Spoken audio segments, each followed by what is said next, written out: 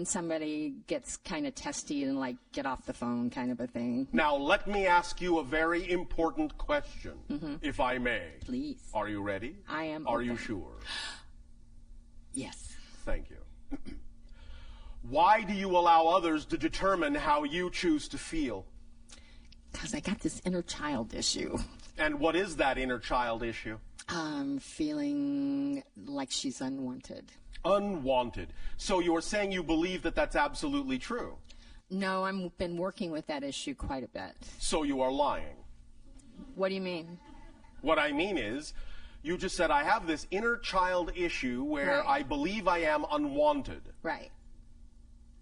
Well, and you said, do yes. you believe that's absolutely and true? you said, and I said, I've been working which on means, no, you don't believe it's absolutely true, or you wouldn't be working on it. Right, okay. So, Okay. if you understand that the very fact you're working on it means you already know it's not absolutely true, you're done working on it. Because you already know it's not absolutely true. Well, that's great, except I still have the feeling. Because you keep choosing to buy into it again. This is what we talked about before. You know what you prefer, but you keep choosing the same thing that you say you don't prefer. That's why you have to find out the structure of that belief and understand how it's tricking you into believing you need to keep choosing something you say you don't want to choose. Because it's a choice. It's not automatic. It's not a habit. It's not an addiction. You already know it's there, so it's not a pattern. Once you know it's there, it's not a pattern. Once you know it's there, it's not a habit. It's a choice. So you have to ask yourself, if you keep choosing it, why? Why are you choosing it? You must be choosing it for a reason. Examine the structure of the belief, and you'll find out what the reason is. Then you can stop choosing it once you understand why you keep choosing it. Okay, so you're saying that I'm choosing it kind of more on a little less conscious level? No. No? You see, that is the catch-22. You're actually choosing it completely consciously, but you are afraid to understand and acknowledge that that's the case. Because you are afraid to examine why you're choosing it, because your negative belief is tricking you into believing that if you actually take the time to examine why you're consciously choosing the negative belief, that you'll actually find something out that says it is true that you are unworthy. But you will never find that out. I guarantee it. Because if you were truly unworthy, you wouldn't exist. Right. So you are choosing consciously, but you're actually afraid to look at that. And that's why you are, in a sense, blanking out on it. It's not really an unconscious choice. It's just that you're covering it up.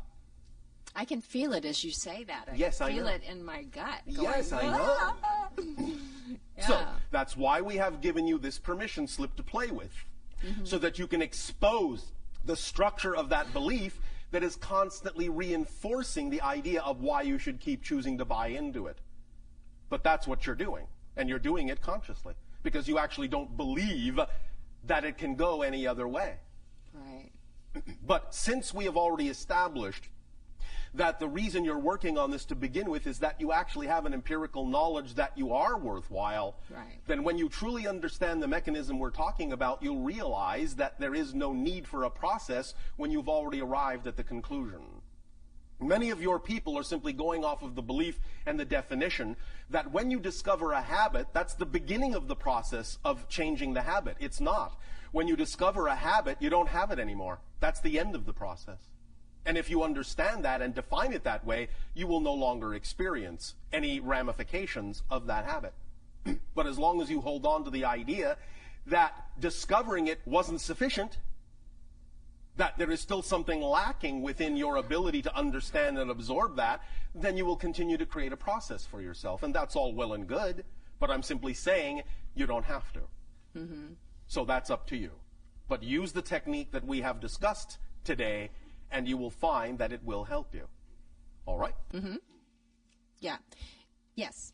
Thank you. Yeah. So on back to the question of the working the business thing, Yes. and sometimes enjoying it and sometimes Yes. not, and sometimes like really being pissed off because I can't do what I really want to do Yes, because well, I got to do this. you need to stop being angry with yourself, first of all. The only way you can change what is to accept and own what is as your creation. Right. And stop being angry at yourself for having created it. As long as you are angry at yourself for creating what you have created, you will never, ever, ever transform it because you're not willing to own it. You constantly push it away as if it has nothing to do with you. You cannot change what you do not own. You're right. Yeah, I can see know. that. I mean, I know. Sorry. I know you're right, but I see that. I see that you're right. Thank you. So, Okay. Allow yourself to be kinder and nicer to yourself because you deserve it. Right. All right? Mm-hmm. Thank you. Great. Thank you for that.